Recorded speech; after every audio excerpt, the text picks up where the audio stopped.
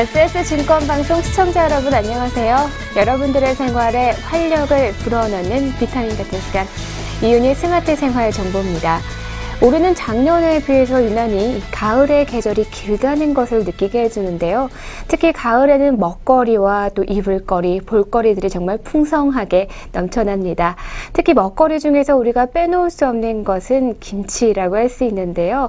11월 29일이 서울에서 김장하기 좋은 날이라고 합니다. 중부 지역은 11월 하순부터 또 12월 초순까지라고 하네요.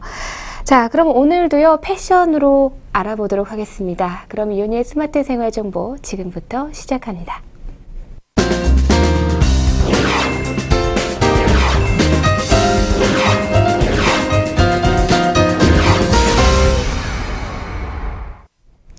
네, 가을하면 제일 먼저 떠오르는 패션, 바로 트렌치코트죠. 이제는 트렌치코트의 계절이 왔습니다. 잘 고른 트렌치코트 하나, 열 아우터보다 10배나 낫다는 그런 생각 많이 하실 텐데요. 사소하게 여겼던 트렌치코트의 세부를 조목조목 알려드리도록 하겠습니다. 먼저 이 두루두루 유용하게 쓸 수 있는 클래식 트렌치코트 4벌을 좀 소개를 해드릴게요. 사진으로 함께 만나보시죠. 첫 번째는요, 이 탈착 가능한 누빔 소재 베스트가 안감에 내장되어 있는 옷입니다. 정말 유용하겠죠? 두 번째는요, 짧은 길이의 갈색 트렌치 코트고요. 세 번째는 탈부착이 가능한 이중 컬러의 디자인이어서 실용적인 트렌치 코트입니다. 다음 네 번째는 양쪽 가슴과 허리에 아웃포켓 스타일의 큼직한 주머니가 달려있어 캐주얼함을 보여주는 그런 유용한 트렌치 코트입니다. 네, 이렇게 4벌을 살펴봤는데요. 그렇다면 트렌치 코트를 잘 고르는 방법, 어떤 게 있을까요? 7가지 방법을 알려드립니다. 첫 번째는 핏인데요. 아우터의 핏은 꽤 중요하다고 할 수 있죠. 남의 옷을 빌려 입은 듯한 애매한 핏은요, 전체적인 룩을 망치는 지름길인데요. 그런 의미에서 트렌치 코트의 핏은 철저하게 의도되는 것이 좋습니다. 전체적으로 낙낙한 핏을 선택해 자연스럽고 캐주얼한 분위기를 연출하시거나 어깨부터 슬림하게 몸에 딱 붙는 것을 골라서 단정한 인상을 주거나, 이 둘 중에 하나라고 할 수 있는데요.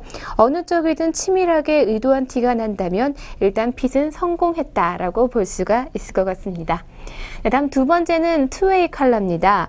쌀쌀한 날씨에 트렌치 코트를 여미고요. 또 깃을 곧게 세우면 무심한 듯 멋스러운 또 가을 분위기의 남자가 날 텐데요. 컬러를 잘 활용하면요, 스타일과 실용성, 이 두 가지를 모두 충족하실 수가 있을 겁니다. 네, 다음 세 번째는 허리벨트인데요. 트렌치 코트는 군복에서 유래된 만큼 허리에 벨트가 있는 디자인이 기본이라고 할 수가 있습니다. 단 이 두꺼운 벨트는요, 몸이 분리되어 자칫 3등신으로 보일 수가 있으니 좀 주의하셔야겠는데요. 특히 키가 작은 사람은 벨트가 가는 트렌치 코트를 선택하고, 이 벨트를 묶는 것보다 오픈해서 스타일링하는 게 키가 더 커 보입니다.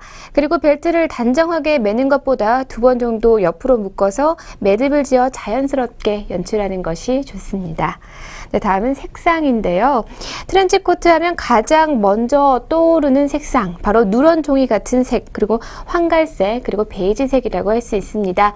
조금 고루하다고 느껴질 수가 있지만 그래도 어쩔 수 없는 건데요. 트렌치 코트의 베이지색이 주는 담백함과 클래식함은 다른 어떤 색으로도 대체될 수 없기 때문입니다. 베이지색 트렌치 코트는 어떤 옷에 매치해도 실패할 확률이 적고요. 베이지색을 고를 때는 어두운 것보다 밝은 색이 더 키를 커 보이게 한다는 거 기억해 주시기 바랍니다. 네, 다음 5번째는 소재입니다. 클래식한 트렌치 코트는 개버진 소재를 사용해서 이 방수성이나 내구성이 뛰어난데요. 가죽이나 신소재를 사용한 트렌디한 느낌의 트렌치 코트들도 많이 출시가 됐지만 비나 눈이 올 때는 실용적이지 않고 오히려 관리하기가 좀 번거롭습니다. 가장 기본적이지만 유용한 개버진 소재의 트렌치 코트를 구비해 두면요, 여러모로 든든하게 활용을 하실 수가 있습니다. 네, 다음 6번째, 이 플랫 견장 그리고 소매끈인데요. 플랫과 어깨 견장, 소매끈이 조금은 거추장스럽게 느껴지실 수도 있을 겁니다. 하지만 이 클래식한 디자인의 트렌치 코트라면 빠져서는 안 될 그런 디자인 요소인데요. 가슴 쪽에 있는 플랩은 비바람을 차단하기 위해 만들어졌고요. 소매끈은 소매를 조여줘서 소매로 이 바람이 들어오는 것을 막아줍니다. 플랫과 견장 그리고 소매끈은 트렌치 코트를 더욱 완성도 높게 만들어주는 요소임을 꼭 기억해 두시기 바랍니다. 네, 다음 7번째 길입니다. 영화 카사블랑카에서 낙낙한 핏에 무릎 길이를 넘는 이 트렌치 코트를 입고 또 중절부를 쓰고 나오는 험프리 보가트. 이 중후하고 품이 있으며 남성적인 매력까지 두루 갖췄는데요. 하지만 현실에서 무턱대고 무릎 아래로 내려오는 길의 트렌치 코트를 고르면 낭패보기 십상입니다. 네, 무슨 말이냐면요. 이 키가 작은 사람들은 무릎 아래로 내려오는 긴 길이가 작은 키를 더 단신으로 보이게 하기 때문입니다. 네, 그럴 때는 허벅지 중간 정도에 내려오는 길이의 트렌치 코트를 선택하는 것이 좋고요. 반면에 장신이라면 정강이까지 내려오는 낙낙한 핏의 긴 트렌치 코트를 입어서 좀 드라마틱한 분위기를 연출해도 좋습니다. 평균 키 남자들에게는 가장 무난한 것이 바로 무릎을 살짝 넘는 길인데요. 너무 길어서 거추장스럽지도 또 짧아서 가벼워 보이지도 않는 딱 적당한 길이의 트렌치 코트입니다. 네, 가을과 겨울 초입까지 챙겨 입게 되는 이 트렌치 코트에 대해서 알아봤는데요. 뭐니 해도 남자의 트렌치는 설렘이라고 할 수가 있겠죠. 네, 트렌치 멋쟁이로 남은 달력을 좀 채워보시길 바랍니다.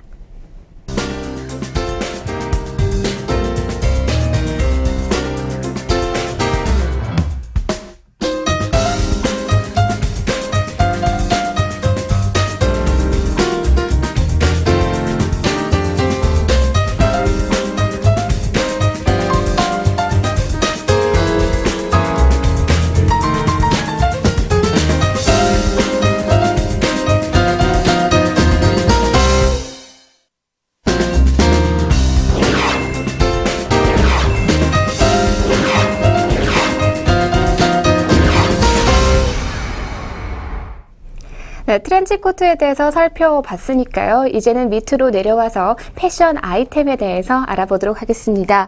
부츠 전성시대가 도래했습니다. 이 캐주얼과 아웃도어의 전유물이라는 과거 인식에서 벗어나서 다양한 무드를 등에 업고 남자들의 마음을 빼앗기 시작했는데요. 럭셔리 브랜드는 저마다 방식으로 해석한 부츠를 런웨이에 올렸고요. 클래식 마니아들은 슈트룩을 색다르게 마무리해줄 그런 부츠를 찾고 있습니다.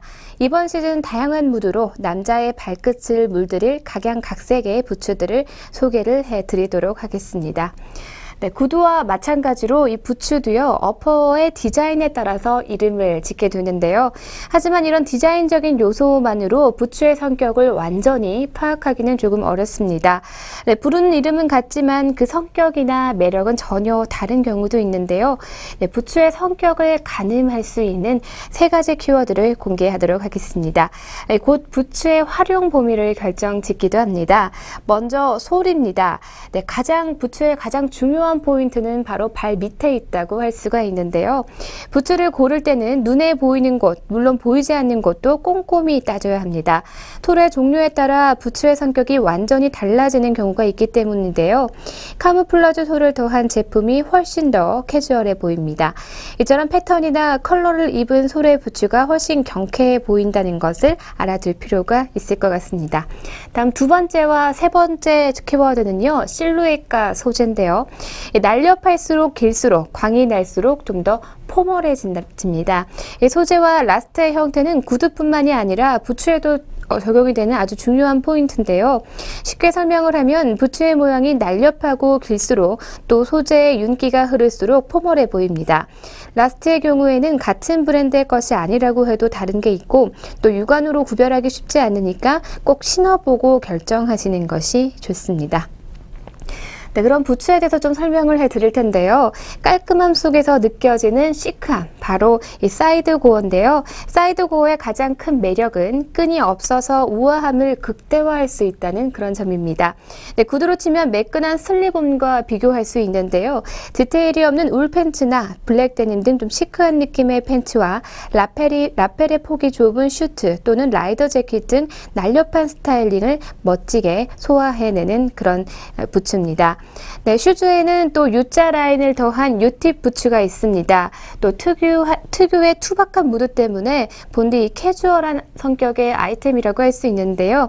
드레시한 모델의 지속적인 출시로 좀 대우가 달라진 그런 부츠라고 할 수가 있습니다. 고급스러운 소재를 사용해서 화려함을 강조한 모델은 클래식 슈트에 멋지게 또 잘 어울릴 수 있는데요. 앞에서 언급한 부츠의 성격을 좌우하는 세 가지의 요소를 가장 많은 영향을 받는 그런 모델이기도 합니다. 네, 화이트 솔을 더한 윙팁 부츠는요, 또 캐주얼함과 클래식함을 동시에 연출할 수 있어 꾸준히 사랑을 받는 아이템인데요. 아마 길거리에서도 많이 보셨을 겁니다. 부드러운 가죽과 비브람 솔을 사용해서 장시간 착용해도 발이 편한 것이 특징이라고 할 수가 있습니다. 네, 다음은 여러 가지 소재와 컬러를 조합한 어퍼와 또 다양한 컬러를 섞은 솔이 유니크한 느낌을 주는 윙팁 부츠입니다. 전체적으로는 톤 다운된 컬러를 사용해서 무게감 있는 디자인이 돋보인다고 할 수가 있죠. 네, 다음은 진중함이 느껴지는 윙팁 부츠인데요. 부츠 전체를 블랙으로 채워서 진중함과 차분함을 동시에 느끼게 하는 그런 트리커스의 윙팁 부츠입니다. 이 둥그스름한 아코 덕분에 지나치게 무거워 보이지 않는 것도 특징인데요. 그레이 슈트와 매치하면 훌륭하게 콜라보레이션을 하실 수가 있습니다. 네, 다음은 세상에서 몇 켤레 없는 익스클루시브 모델인데요. 투박하고 개성 있는 아이템으로 사랑받아온 이스트로그와 협업해서 탄생한 플레인토 부츠입니다. 일반 레더와는 달리 89개 단계의 공정을 거쳐서 완성을 했고요. 기존 레더에 비해서 많은 오일을 함유해서 시간에 따른 변화가 빠르고 근사한 크롬 엑셀 레더로 제작한 것이 특징이라고 할 수 있습니다. 네, 다음은 독보적인 매력의 클래식 부츠입니다. 이 부츠도 많이들 보셨을 것 같은데요. 투박한 라스트와 약간 솟아오른 발끝 그리고 왁스 코팅 스트링까지 투박한 부츠가 갖춰야 할 요소를 훌륭하게 아우른 이 플레인토 부츠의 클래식한 모습이라고 할 수가 있습니다. 네, 이렇게 트렌치 코트에 이어서 부츠 아이템까지 패션 아이템 여러분들께 알려드렸는데요. 어떠셨나요? 발이 시려워서 어그 부츠를 신는 여성들이 참 많은데 남성들은 모습을 구기기 싫어서 이 패션을 구기기 싫어서 발 많이 웅크리고 계실 겁니다. 이제는 부츠와 함께 발 웅크리지 마시고 찬바람에도 변함없는 멋쟁이로 거듭나시길 바랍니다.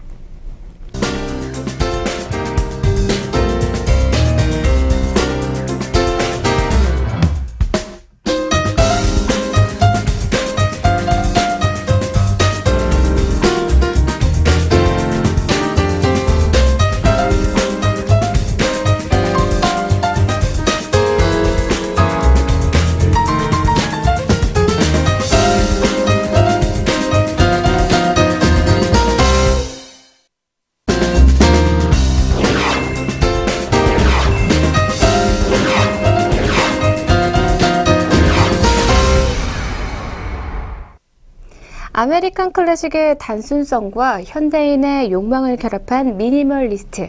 오늘은 캘빈 클라인에 대해서 알아보도록 하겠습니다.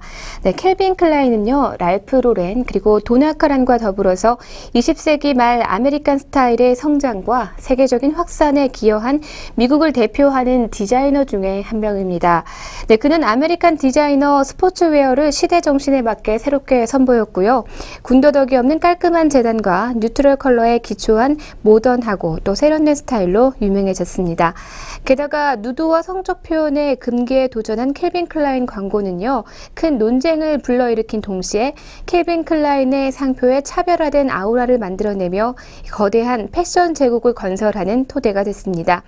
오늘날 캘빈 클라인의 의상들은 아메리칸 클래식 스타일, 미니멀리스트 패션으로 조명되고 있고요. 평론가들은 그를 시대에 앞서간 마케팅 천재로 또 평가를 하고 있습니다. 네, 1963년 FIT를 졸업한 후 캘빈 클라인은 뉴욕 7번가의 의류 제조업자들 밑에서 본격적으로 일을 시작하게 됩니다. 네, 전기에 따르면 패션에 대한 캘빈 클라인의 관심은요, 패션에 관심이 많은 우아한 여성이었던 어머니와 숙련된 재봉사 출신으로 어린 시절 그에게 바느질을 가르쳐주곤 했던 할머니로부터 영향을 받은 것이라고 합니다. 당시 뉴욕의 패션은 파리 패션에 좀 더 의존적이었고요. 자신의 이름을 내건 몇몇의 디자이너들을 제외한 어페럴 제조업자들은 대개 파리 컬렉션에서 영감을 얻었다고 합니다. 솜씨 좋은 스케치 능력을 지녔던 클라인은 델 미스타에서 일을 하면서 복제품 생산을 위해서 파리 오트 쿠티르 컬렉션을 보고 그것을 카피해서 스케치하는 업무를 수행을 했다고 하는데요. 이는 그에게 파리 패션의 노하우를 학습할 그럴 기회를 제공했다고 합니다. 하지만 그는 무명 카피 디자이너로서의 삶을 당연히 만족할 수가 없었는데요. 자신의 컬렉션을 만들고자 하는 그런 열망을 키워나갔다고 합니다.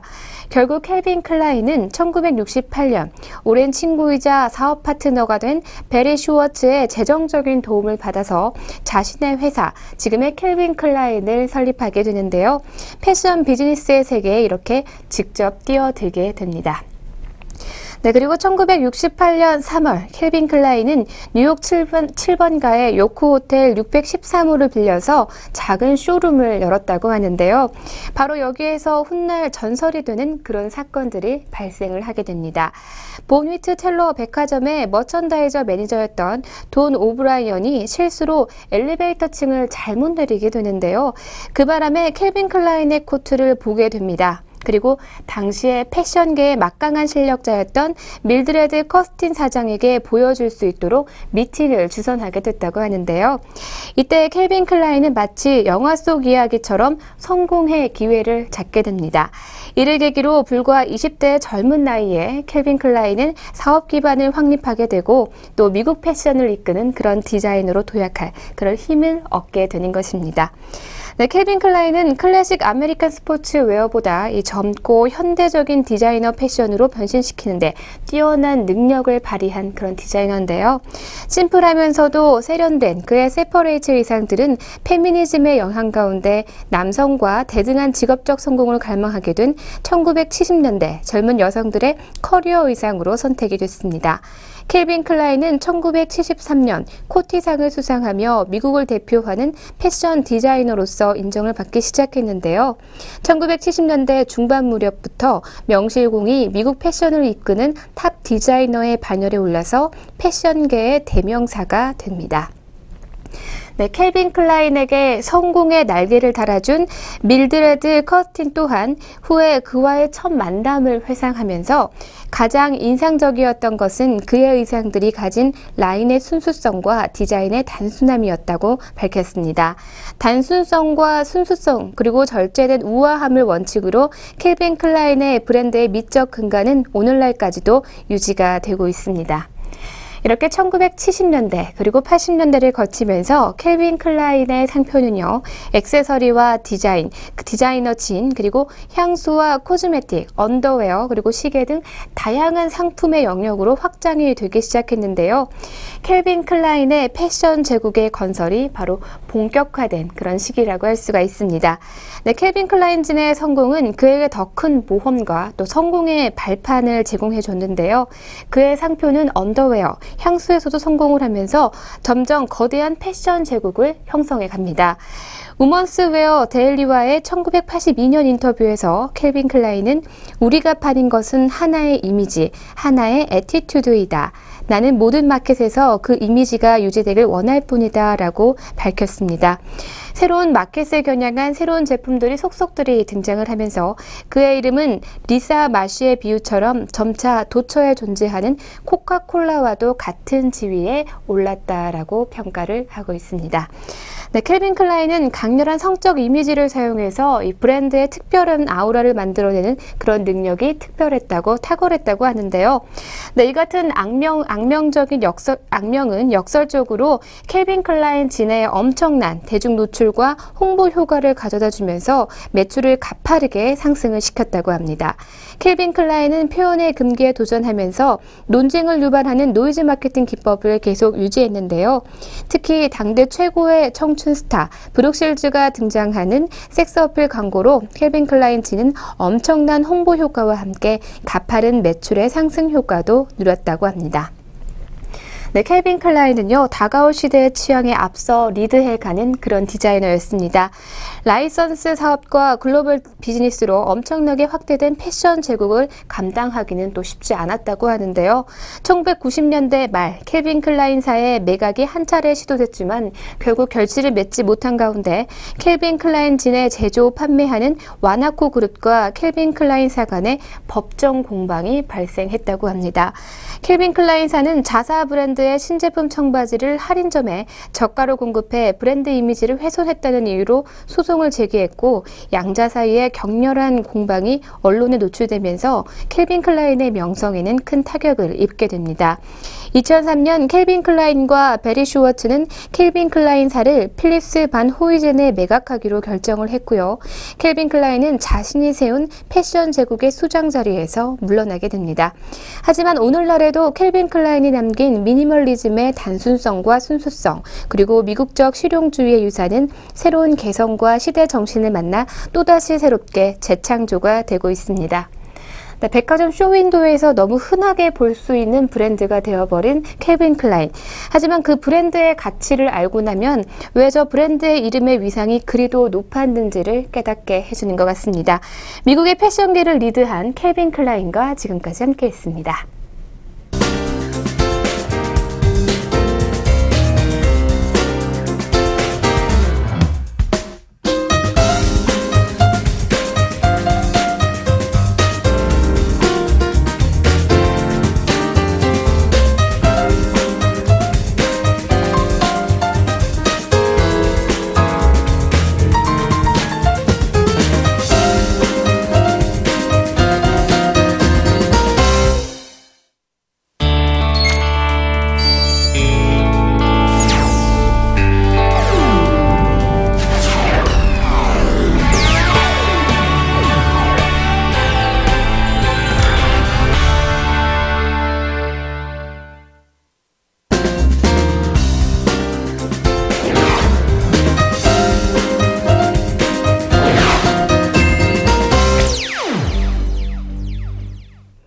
네, 오늘의 스톡입니다. 오늘의 관련 종목 알아보는 그런 시간인데요. 증권사 추천 종목으로 준비를 했습니다. 두 종목 준비했는데요. 첫 번째 종목은 한양증권의 추천 종목인 심택, 종목번호 036710입니다.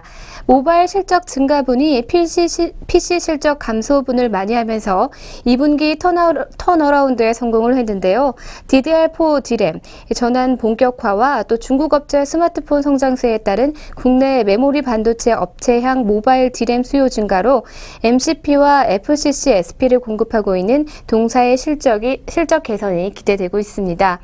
동사는 1987년에 설립된 이래 반도체와 통신기기용 PCB를 전문적으로 생산하고 있고요.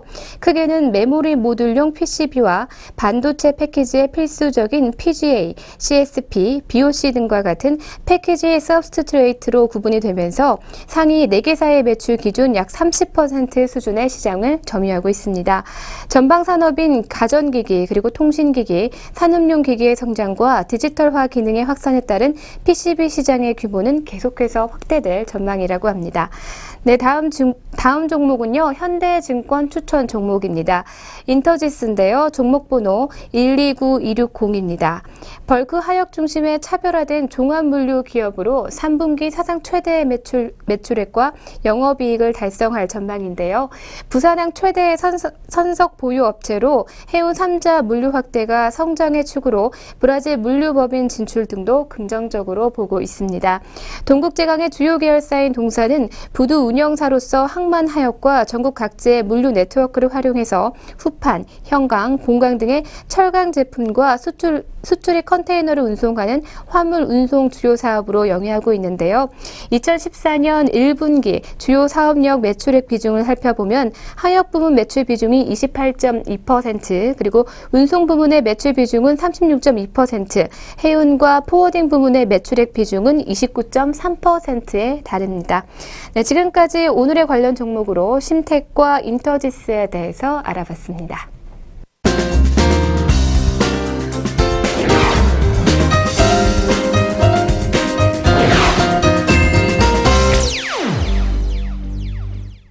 여러분들에게 즐거움과 감동을 드리는 오늘의 펀앤필입니다. 여러분들은 그림 그리는 거 좋아하시나요? 표현하고 싶은데 그대로 나의 손이 따라주지 않는 그런 경우들 참 많으실 텐데요. 대부분 사람들이 그렇게 느낄 겁니다. 하지만 반면에 원하는 대로 손이 가는 사람이 있습니다. 그런 사람을 보고 우리는 천재라고 일컫죠. 네, 오늘은 그 그림 영상을 담아봤는데요. 바로 현대 미술가 마르크 알렌테입니다. 네, 2살부터 25살까지의 그의 그림, 그럼 영상으로 함께 만나보시죠.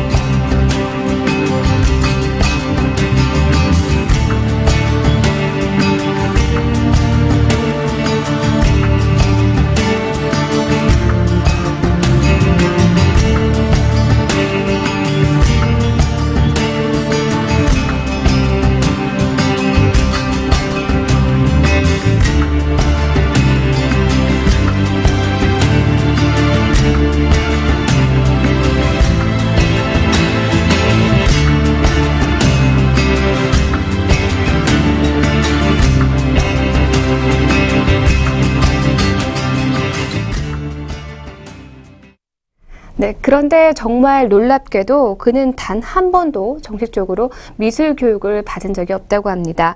역시 예술은 타고난 천재를 못 이기는구나, 이런 생각이 좀 들기도 하는데요. 혹시 이 그림을 보면서 영감이 떠오르신 분들도 계실 것 같은데, 그럼 지금 바로 한번 움직여 보는 건 어떨까요? 혹시나 미처 내가 발견하지 못했던 나의 재능이 또 있을 수 있기 때문이죠. 네, 오늘의 펀앤필은 여기까지입니다.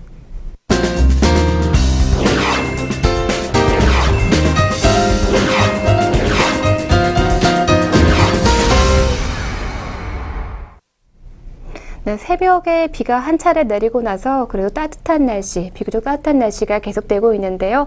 하지만 여전히 일교차가 큽니다. 면역력 관리에 주의하셔서 건강한 가을 그리고 건강한 하루 채워가시길 바랍니다.